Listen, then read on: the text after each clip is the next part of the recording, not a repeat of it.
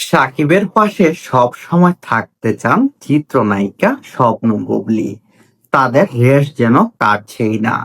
তিনি বলছেন স্বামীর হাত ধরে অনেক দূর এগিয়ে যেতে চান এবং সারাটা জীবন যেন শাকিব খানের হাত ধরে পার করে দিতে পারেন চিত্রনায়িকা শবনম বুবলী। চলুন বিস্তারিত সবাই এক নজরে দেখে নিই। সাকিব বুবলীর ইস্যুর রেশ যেন কাটছে না। দিনকে দিন নতুন নতুন বিষয়াদি উঠে আসছে তাদের ঘিরে। কিছুদিন আগে সাকিব গণমাধ্যমে স্ত্রী সন্তান নিয়ে কথা বলেছেন। এরপর সংবাদ মাধ্যমে মুখ খুলেন বুবলী। মানে সাকিব বুবলীর যে রোমান্টিক রেসটা, সেটা যেন দর্শকের মন থেকে কাটছে না।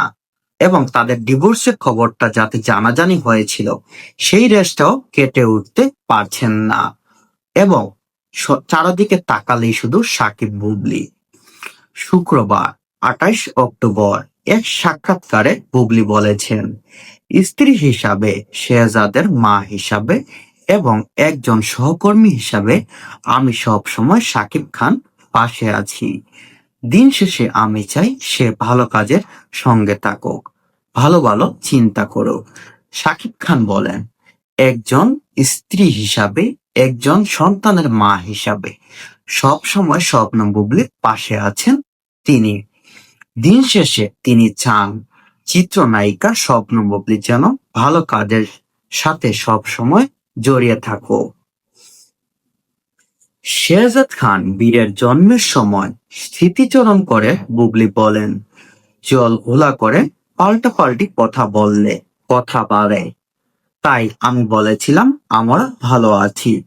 করোনার সময় আমেরিকার মতো জায়গায়, যেখানে সব থেকে বেশি করোনার প্রভাব ছিল, ওই জায়গায় দীর্ঘ 1 বছর ছিলাম।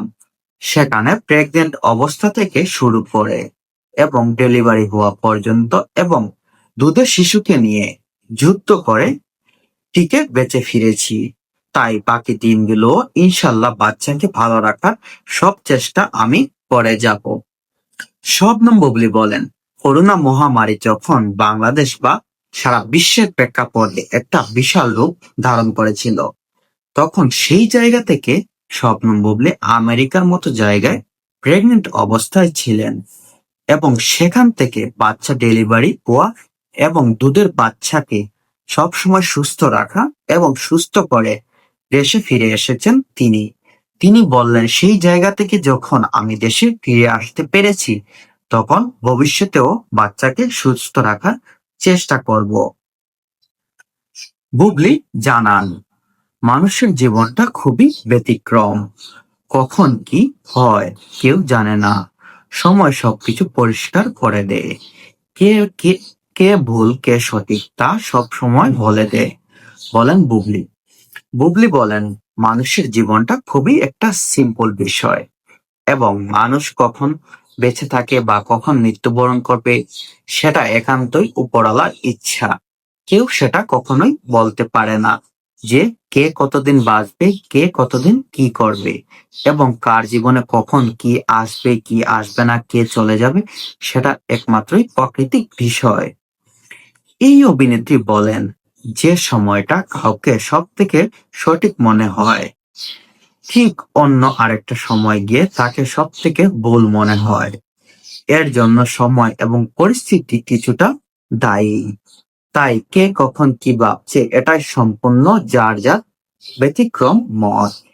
তিনি বললেন, সময়ের একটা সময় একজন মানুষকে সঠিক মনে হতে পারে আপনার, কিন্তু যখন সময়টা পাল্টে যাবে, তখনও আপনার মনে হতে পারে সেই মানুষটা আপনার জন্য সঠিক না। তাই সেটা কে কি ভাবলো না ভাবলো, সেটা একমাত্রই তাদের ব্যক্তিগত বিষয়।